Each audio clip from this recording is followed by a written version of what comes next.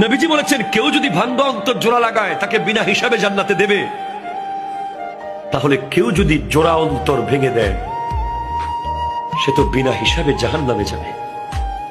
সেজন্য আমি ভাবছি আমি কখনো আমার নিজের অজান্তে কারো মন ভাঙলাম কিনা, এই ভয়টা আমি পাচ্ছি।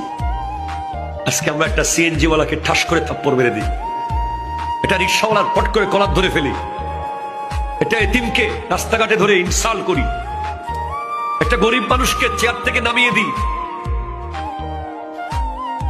একটা ফকিরকে অপমান করি, অপদস্থ করে কথা বলি, কোরবানির দিন গোশতের টুকরো একটু বেশি দিতে হবে বলে দরজা বন্ধ করে দিই।